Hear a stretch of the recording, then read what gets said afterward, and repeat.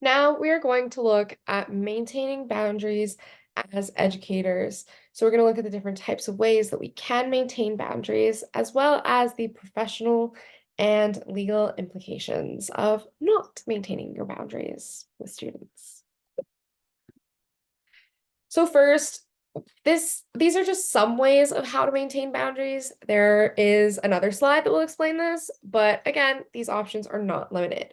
First, you should always objectively document everything. You keep an unbiased log, a written log of meetings with students outside of class time, of inappropriate behavior conducted by the student or by yourself, and of inappropriate jokes made by the student or the educator. This is important if admin or just a case arises where you need to reflect on something that was said, something that happened.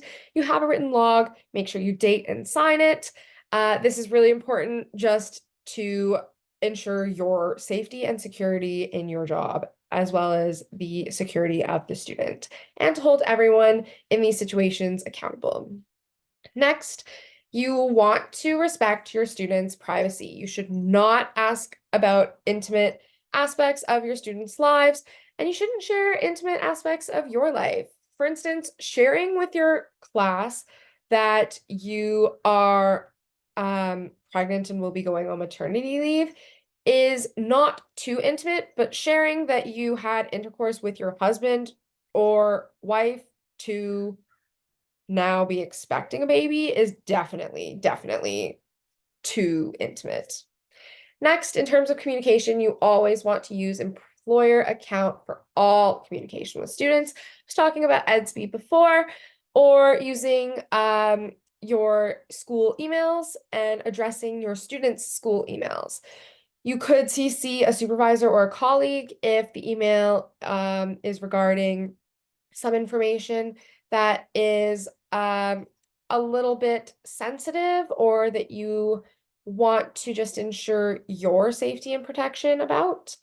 And you should always maintain a formal and professional tone. This goes for talking with students and their parents or guardians and your colleagues. Some of the physical boundaries um, you should avoid unnecessary touching at all costs, and you should not tell suggestive jokes. I guess that kind of falls under the verbal boundaries, but suggestive jokes can make a student feel very uncomfortable. You should also treat all students fairly and equally and follow protocols for distance learning. Again, if you're teaching online, use your school email, use school provided Zoom or Google Meet or whatever it is that your board uses. Next slide for how to maintain boundaries. You must set clear expectations. I always think it's a great idea to set clear expectations, like classroom rules and norms, and stick to them right at the beginning of the year. I think co-creating these boundaries with students is really important, just so they're on the same page that you are on, and you understand that these boundaries go both ways. You should also maybe have a list of these boundaries and have students sign it or get it signed by their parents, or just send out kind of an overall message to all parents and guardians that these are what your classroom rules and expectations are, these are your boundaries, so that everyone in the school community is aware of what you are doing to both protect yourself and your students. You should maintain professionalism on social media. This document states clearly that you should not connect with students on personal accounts on social media, and you should be mindful of your online presence. So don't go posting something that you would not want printed and posted all around your classroom or shared with the entire community. You should also seek support when needed. So again, like I said, consulting with colleagues or supervisors if you're unsure about a blurred boundary or just any of the boundaries that you might be breaking. And you should report all concerns very promptly to your higher ups, whether it be your department head or just admin in general. Lastly, you should regularly review and reflect on your professional conduct, such as this professional learning advisory and others located on the Ontario College of Teachers website. Some of the professional and legal implications of not following boundaries or violating these boundaries.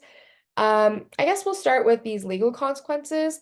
You could be found guilty of professional misconduct as per the Ontario College of Teachers. So you could be posted in the Ontario Blue Pages.